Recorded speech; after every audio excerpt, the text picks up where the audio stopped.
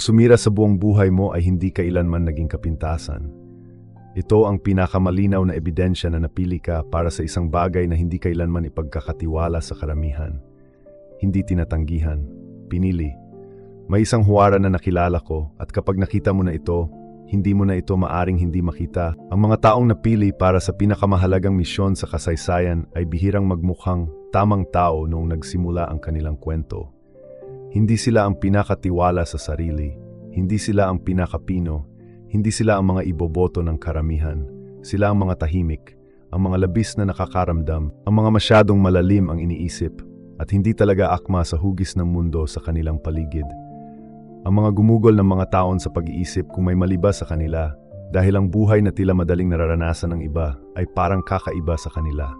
Parang nasa sapatos sila ng ibang tao. Alam mo ang pakiramdam na iyon. Isang nananatili at patuloy na pakiramdam na may kakaiba sa akin.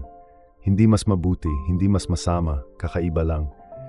Para bang nakatutok ka sa isang frequency na hindi kayang marinig ng kahit sino sa paligid mo. Ito ang kailangan kong marinig mo ngayon. Hindi ito isang glitch, ito ay isang signal. Ako si George, at ang channel na ito ay partikular na umiiral para sa mga taong may dala ng signal na iyon. Minsan sa loob ng maraming taon, minsan sa loob ng mga dekada, nang walang sinuman ang tumutulong sa kanila na maunawaan ang ibig sabihin nito. Kung ikaw iyan, manatili ka sa akin. Ang pagdadaanan natin ngayon ay hindi walang laman na paghihikayat. Ito ay isang salamin. At ang nakikita mo rito ay maaring magbigay sa iyo ng wika upang pangalanan ang isang bagay na naramdaman mo sa buong buhay mo, ngunit hindi mo talaga pinangalanan. At kung ang channel na ito ay nakapagbigay sa iyo ng isang bagay na tunay, isang bagay na tumatatak sa iyo, isaalang-alang ang pag-subscribe at pagbabahagi ng video na ito sa isang taong nangangailangan nito. Wala itong gastos sa iyo, ngunit maaari nitong baguhin ang mga bagay-bagay para sa isang taong dumadaan sa isang yugto na hindi nila lubos na maipaliwanag. Ngayon, dumako tayo sa punto. Gusto kong magtanong sa iyo ng isang bagay ng diretso. Naupo ka na ba sa isang silid na puno ng mga tao? Lahat ay nagtatawanan at nag-uusap, tila panatag, ngunit lubos, tahimik na nag-iisa. Hindi dramatikong kalungkutan, hindi isang paggawasak, kundi isang banayad, ngunit patuloy na pakiramdam ng paglayo. Parang ang lahat ay binigyan ng mga tagubilin kung paano mamuhay, at kahit papaano ay wala ka sa silid kapag binibigyan sila. Karamihan sa mga tao ay itinuturing ang pakiramdam na iyon bilang isang problemang dapat lutasin.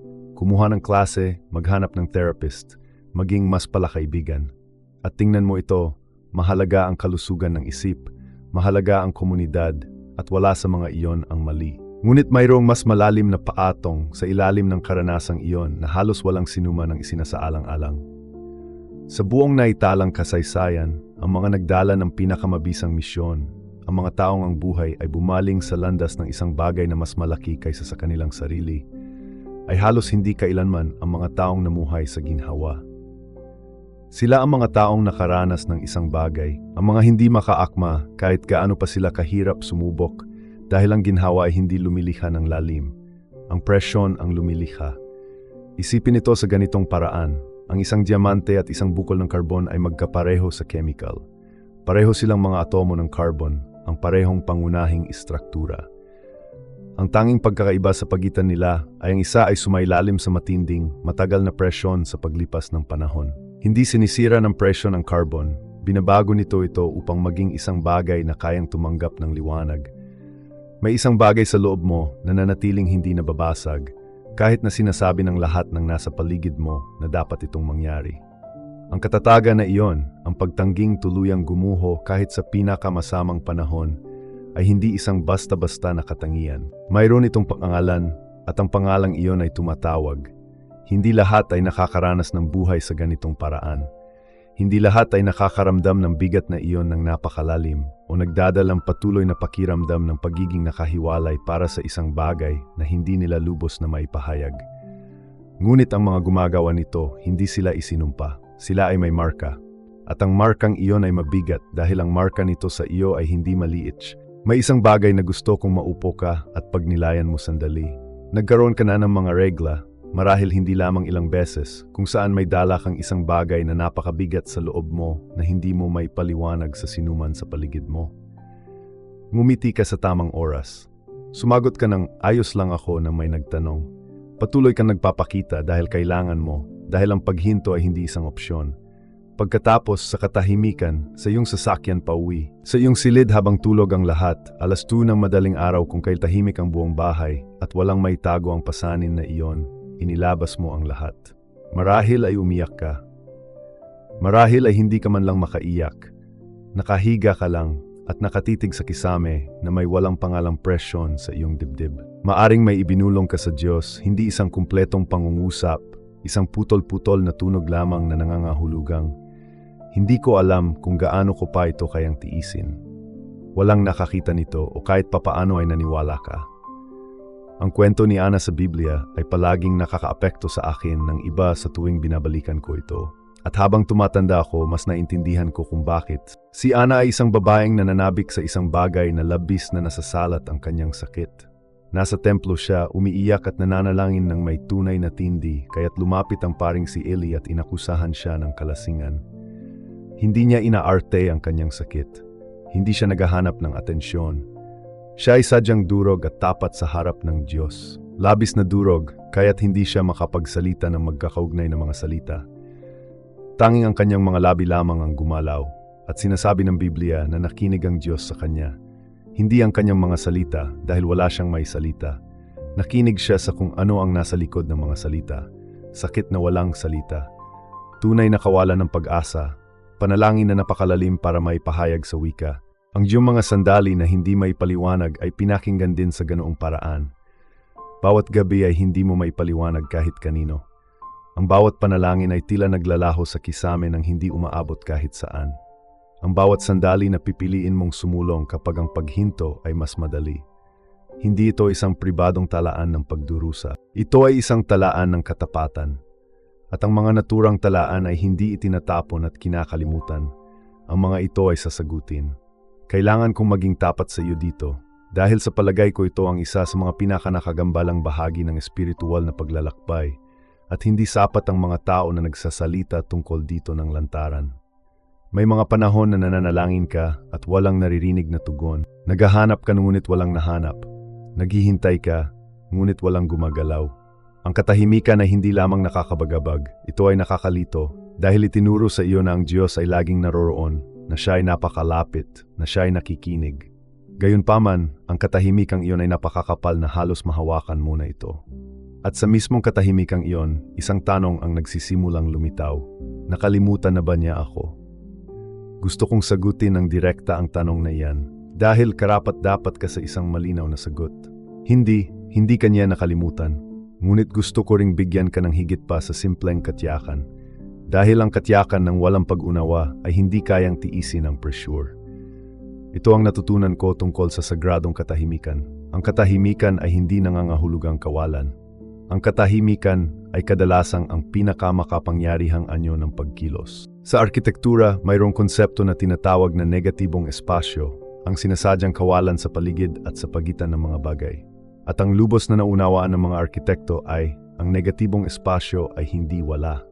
Ito ay struktura. Ito ang nagbibigay ng anyo, kahulugan at kahulugan sa mga nasasalat na elemento.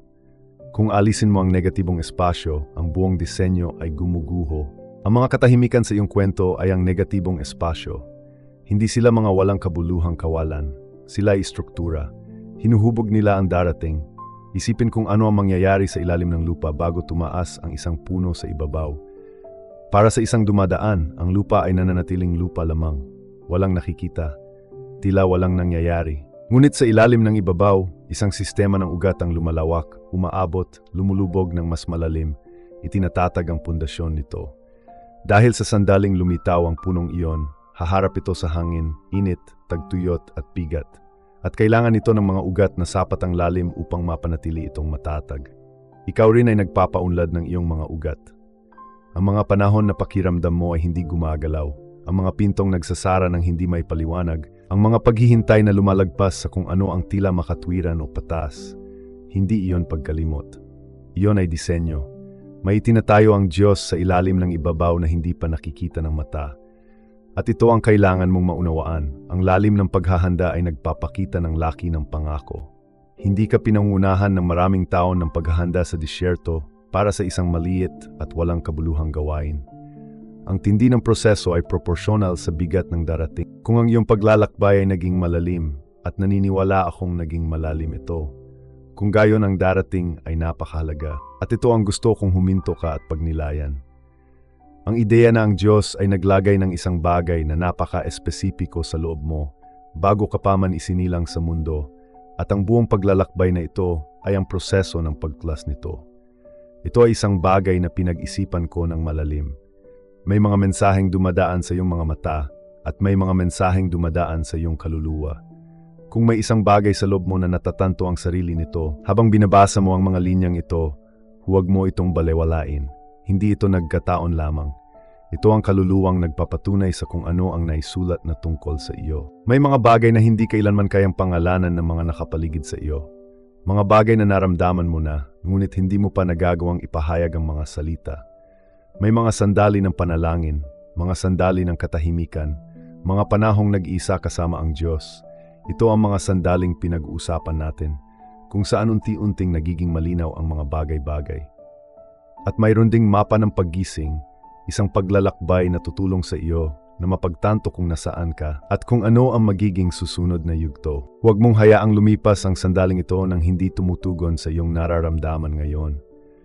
Hayaan mong muling bigyang kahulugan ko kung ano ang maaring pinakamasakit na kabanata sa iyong kwento. Ang mahaba, tigang at walang direksyong mga panahon na iyong pinagdaanan.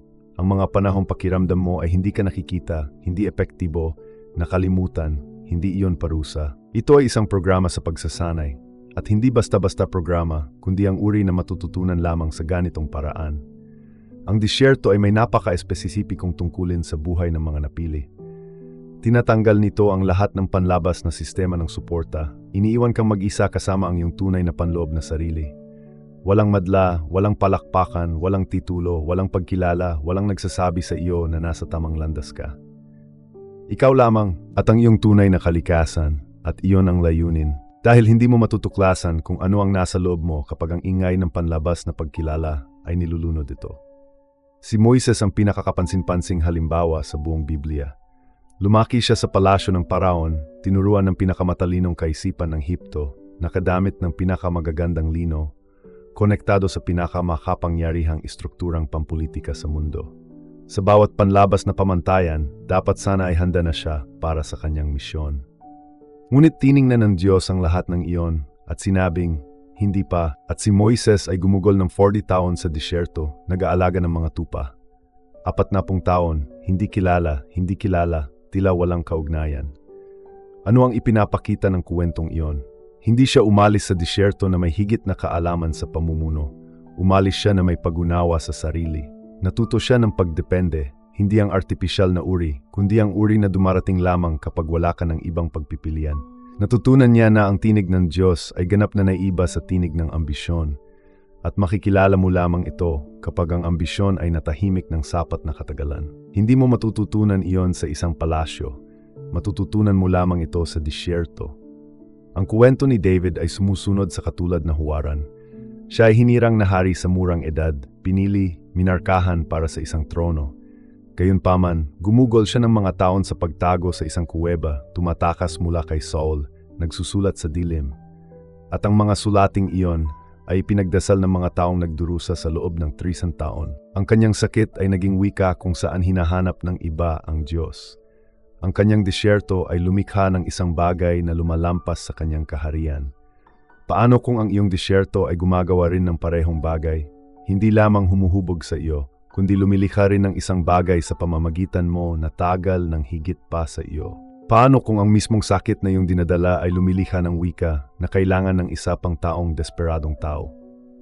Sa susunod na bahagi, gusto kong pag-isipan mong mabuti. Napapansin mo ba na ang mga oposisyon sa iyong buhay ay tila hindi katimbang? Na para bang ang mga balakid ay hindi lamang mahirap, kundi may layunin din? Ang mga pagkabigo ay hindi random, ngunit napaka-espesipiko. Ang mga pag-atake sa iyong pagkakakilanlan, pag-asa at layunin sa buhay. Ang mga ito ay pare-pareho, napaka-target, kaya mahirap paniwalaan na ang mga ito ay mga pagkataon lamang. Hindi iyon paranoia. Yan ang espiritual na pag-unawa. Narito ang lohika.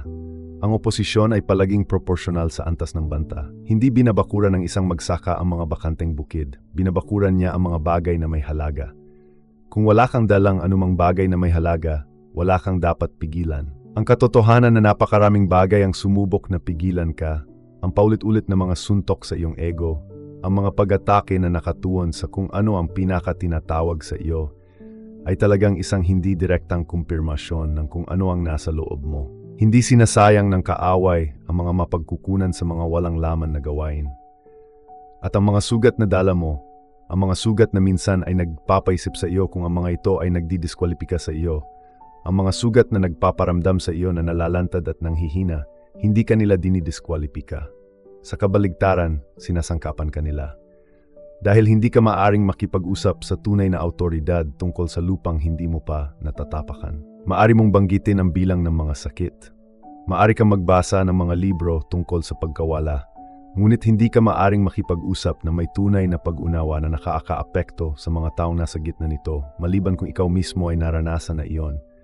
Ngunit naroon ka na at ibig sabihin, kapag nagsasalita ka, kapag nagsimula ng ikuwento ang iyong kwento, malalaman ng mga tao na ito ay totoo. Mararamdaman nila ito. At ang mismong katotohanan iyon ang magpapalaya sa kanila. Sa tuwing ikaw ay nadadapa at natutumba ng hindi ito tinatapos, naghahasik ka ng binhi. Sa tuwing pipiliin mong bumangon kung kailan mas madaling maunawaan ang paghiga ng tahimik, ito ay isang binhing naihasik sa lupa. At ang mga binhi ay hindi nananatili sa ilalim ng lupa magpakailanman. Gusto kong linawin ito dahil ang pariralang ikaw ay pinili ay maaring maging walang kahulugan kung hindi ito nakaangkla sa isang tunay na katotohanan. Ang pagiging napili ay hindi isang katayuan, hindi ito isang ranggo, hindi sinasabi ng Diyos na mas mahalaga ka kaysa sa iba. Nangangahulugan ito, partikular at praktikal, na ipinagkatiwala sa iyo ang isang responsibilidad na nangangailangan ng iyong buong pagkatao. Ang iyong sakit, ang iyong personal na kasaysayan, ang iyong pagiging sensitibo, ang paraan ng pagtingin mo sa mundo sa iyong sariling paraan, ang iyong kwento sa kumpleto at hindi na edit na bersyon nito, kabilang ang mga kabanatang ayaw mong makita ng sinuman. Ito mismo ang mga bagay na nagpapaiba sa iyong landas mula sa mga nakapaligid sa iyo. Yaong mga tila mas madaling sumulong, mas mabilis na umuunlad, may mas maayos na mga kalagayan, mas kaunting mapanahon ng tila pagbagsak, sila ay naglalakad sa sarili nilang landas. Ngunit ikaw ay ginagabayan sa ibang bagay, isang kakaibang uri ng paghahanda, mas mabagal, mas malalim at mas banayad. Dahil ang iyong inihahanda ay nangailangan ng malalim na ugat na hindi kailanman nabubuo ng mga paglalakbay ng karamihan sa iba. Ang iyong sensitibidad ay hindi isang kahinaan na nakabalat kayo bilang emosyon. Pinag-aralan ng mga mananaliksik sa Stony Brook University ang tinatawag nilang High Sensory Processing Sensitivity na lumilitaw sa humigit kumulang 15 hanggang 20% ng populasyon. At natuklasan nila ang mga individual na ito ay nagpoproseso ng impormasyon sa antas ng neurolohikal na hindi nakikita ng karamihan sa mga tao. Mas matindi ang kanilang nararamdamang kagalakan, mas malalim ang kanilang nararamdamang kalungkutan. Napapansin nila ang mga bagay na hindi napapansin ng iba. Ang inilalarawan ng neuroscience bilang isang katangian, sa aking palagay, ay mayroon ding espiritual na dimensyon. Ang ilang mga tao ay nilikha upang makaramdam ng higit pa dahil sila ay nakatadhana na magdala ng higit pa at magbigay ng higit pa. Hindi ito isang pasanin, ito ay struktura. Ikaw ay nilikha sa ganitong paraan ng may layunin. At gusto kong sabihin ito sa bahagi mo na nagsisimula ng magtaka kung masyadong matagal ka nang naghintay, ang bahaging tumitingin sa kung saan mo iniisip na dapat kang naroroon ngayon at nararamdaman ang distansyang iyon bilang isang pabigat sa iyong dibdib. Ang Diyos ay hindi kumikilos ayon sa schedule na ibinibigay mo sa Kanya. At hindi iyon kawalang bahala, kundi katumpakan. Ang puno ng igos sa Biblia ay hindi namumunga sa taglamig, hindi dahil ito ay bulok, hindi dahil ito ay nabibigo, kundi dahil mayroong isang pagkakasunod-sunod na nakapaloob sa biyolohiya nito na hindi maaring pilitin ng hindi sinisira ang bunga bago ito mabuo. Kung pipilitin mo ang isang puno ng igos na mamunga nang wala sa panahon, wala kang makukuha. Ngunit kung hahayaan mo itong dumaan sa buong siklo nito, makakakuha ka ng kasaganaan. Nasa isang siklo ka, at ang siklong iyon ay hindi ka binibigo. Ang kuwento ni Jose, ang pinakamatinding bersyon nito sa Biblia, Nakatanggap siya ng pangitain tungkol sa hinaharap sa edad na 17 at pagkatapos ay tiniis ang susunod na 13 taon ng pagtataksil ng kanyang mga kapatid, maling akusahan, pagkakabilanggo at paglim ng mga taong tinulungan niya. 13 taon sa pagitan ng pangako at ng katuparan nito. At nang dumating ang katuparan nang humarap siya kay Paraon at itinaas sa pangalawang pinakamakapangyarihang posisyon sa Ehipto, lahat ng kanyang naranasan ay tiyak na paghahanda para sa responsibilidad na kanyang papasanin. Kailangan niyang maunawaan ang pagtataksil bago siya mamuno ng may biyaya sa mga nagtaksil sa kanya. Kailangan niyang maunawaan ang bilangguan bago siya mamuno ng may habag sa mga itinakwil ng lipunan. Kailangan niyang maunawaan na ang kanyang sariling kaligtasan ay hindi kailanman nasa kanyang sariling mga kamay bago siya mapagkatiwalaan ng kaligtasan ng isang buong bansa. Walang anumang kalabisan sa 13 taong iyon. Bawat piraso ng palaisipan ay mabigat. Ang iyong mga panahon ng pagpapaliban ay ganoon din. May isang aklat na ipinangalan sa iyo. At sa aklat na iyon ay mga detalyeng hindi kailanman naitala ng sinuman sa mundo. Bawat desisyong ginawa mo ng pribado na nagdulot sa iyo ng malaking pinsala. Sa bawat pagkakataong nagsalita ka ng totoo kapag nagsisinungaling ka ay mas madali sana. Bawat gawa ng kabaitan na hindi napansin, hindi pinahalagahan, hindi napansin. Bawat sandali na pinanatili mo ang integridad habang binibitawan ang iyong sarili ay maaring nagdulot ng agarang ginhawa. Lahat ng ito ay naitala, hindi simboliko, kundi espiritual, at naitala magpakailanman. Ang mundo ay nagtatala batay sa nakikita, mga titulo, tagumpay bilang palakpakan. Ngunit ang Diyos ay nagtatala batay sa katotohanan, tahimik na pagsunod, tahimik na pagdurusa, katapatan na walang yugto. At ang isa na nagtatala ng mga bagay na ito ay maglalapat ng hustisya ng may ganap na kayang tapatan ng anumang sistema ng tao. Hindi ka nalilimutan. Binabantayan ka ng may atensyon na walang pinalalampas. At bawat sakripisyong ginagawa mo ng tahimik, bawat panalangin ibinubulong mo sa walang laman na silid, tuwing umaga na pinipili mong bumangon at sumubok muli, noong araw na iyon ay sinira ka, lahat ay pinahalagahan ng isang Diyos na nakakakita sa mga bagay na hindi pinapansin ng tao. Ang utang na iyon ay hindi nalilimutan. Darating na ang anihan, may gumagalaw ngayon. Gusto kong maramdaman mo ito, hindi lang basta marinig. Ang mga panahon sa iyong buhay ay hindi basta-basta at hindi ito nagtatagal magpakailanman. Mayroong isang padron sa kalikasan na sumasalamin sa espiritual na realidad. Ang pinakamatinding taglamig ay lumilikha ng pinakamabilis na mga bukal, hindi bilang pagsuway sa lamig, kundi dahil dito. Binabasag ng lamig ang panlabas na balat ng binhi. Ang pagbasag na iyon ay hindi pagkawasak, kundi ang mekanismo ng paglaya. Kung walang pagbasag, ang binhi ay hindi kailanman magbubukas. Kung walang pagbasag, walang maaring tumubo. Nakapagtiis ka ng mahabang taglamig. Ngunit ang taglamig ay laging may paunang natukoy na katapusan at gayon din ang iyong paghihintay. Ang mga luhang ibinuhos mo sa pinakamahirap na panahon ay bumabalik na parang ani. Ang mga panalangin tila na sayang ay bumabalik bilang mga sagot na magugulat sa iyo. Dahil ang mga sagot ay higit pa sa panalangin. Ang pagsunod na iyong pinanatili kahit na may kapalit, kahit na tinawag kang hangal dahil dito, kahit na walang sinuman sa paligid mo ang makakaintindi kung bakit ka tumanggi na makipagkompromiso, lahat ng iyon ay may napakalaking bigat ngayon sa isang dimensyong hindi mo pa lubos na maunawaan. Ngunit makikita mo, ang kuwento ni Propeta Elias sa likod ng bundok Carmel ay nagsasabi sa atin ng isang mahalagang bagay tungkol sa kung ano mangyayari sa mga hinirang kahit na pagkatapos ng mga dakilang tagumpay. Nasaksihan niya ang apoy mula sa langit. Nakita niya ang isa sa pinakamakapangyarihang banal na intervention sa buong lumang tipan. Gayunpaman sa isang banta, isang mensahe mula kay Jezebel, tumakas siya patungo sa disyerto, umupo sa ilalim ng isang puno, at nagmakaawa sa Diyos na kunin ang kanyang buhay. Siya ay pagod, naubusan ng lakas, na parabang naabot na niya ang kanyang limitasyon. At ano ang ginawa ng Diyos? Hinayaan niya siyang matulog. Nagpadala siya ng isang anghel upang magdala sa kanya ng pagkain ng 2 beses. At pagkatapos ay sinabi, "Bumangon ka, dahil ang daan sa unahan ay masyadong mahaba, hindi ka maaring lumakad ng walang lakas." Iyon ang Diyos na lumalakad kasama mo sa buong buhay mo. Hindi isang Diyos na humihingi ng higit pa sa iyo kapag ikaw ay walang laman, kundi isang Diyos na nagsasabing, kumain ka, magpahinga, dahil ang mga bagay sa unahan ay nangangailangan ng iyong presensya. At ikaw ay naroroon, bumangon ka.